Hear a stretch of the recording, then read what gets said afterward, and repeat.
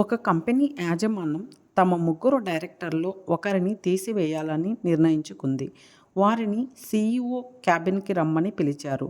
అక్కడ సీఈఓతో పాటు కమిటీ అగ్రసభ్యులు అందరూ కూడా ఉన్నారు.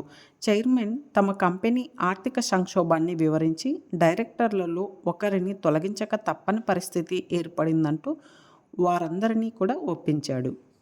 సంస్థ ప్రారంభమైన తొలినాటి నుంచి మీరు మాతో ఉన్నందున మీరు మాకు చాలా ముఖ్యమైన వారు. మిమ్మల్ని రాజీనామా చేయమని నేను అడగలేను.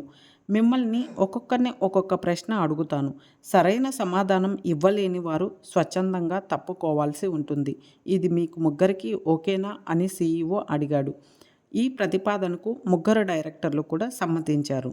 మన కంపెనీని ఎప్పుడు స్థాపించాం అని మొదటి డైరెక్టర్ని అడిగాడు. 2000లో సార్ అని డైరెక్టర్ వెంటనే సమాధానం ఇచ్చాడు. Very good. ఇప్పుడు రెండో డైరెక్టర్కి ప్రశ్న. మొదటి సంవత్సరంలో ఎంతమంది ఉద్యోగులు ఉండేవారు అని రెండో డైరెక్టర్ని అడిగాడు. అతను వెంటనే 200 మంది ఉద్యోగులు సార్ అని ఆ డైరెక్టర్ ఆత్మవిశ్వాసంతో చెప్పాడు. మొదటి ఇద్దరు డైరెక్టర్లు చాలా బాగా చెప్పారు.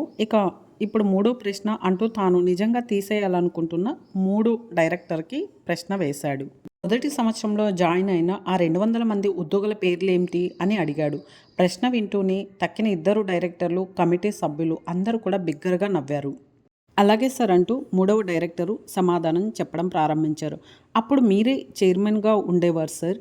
జనార్దన గారు managing director, Keshav garu general manager, HR department ఎగ్జిక్యూటివ్గా రాఘవ్ గారు, ఫైనాన్స్ డిపార్ట్మెంట్ ఎగ్జిక్యూటివ్గా గోపాలరావు, మాణిక్యం ఉండేవారు.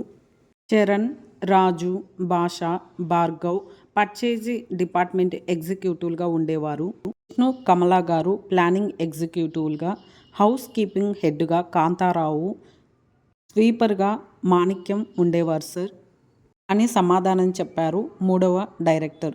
సభ్యులందరికీ దిమ్మ తిరిగిపోయింది.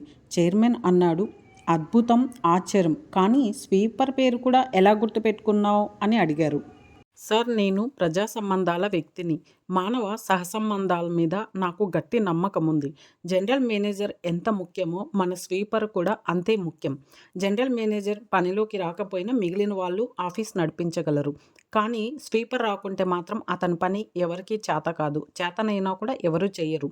అందువల్ల ప్రతి ఉద్యోగి ముఖ్యమైనని నేను గట్టిగా నమ్ముతాను అని చెప్పాడు.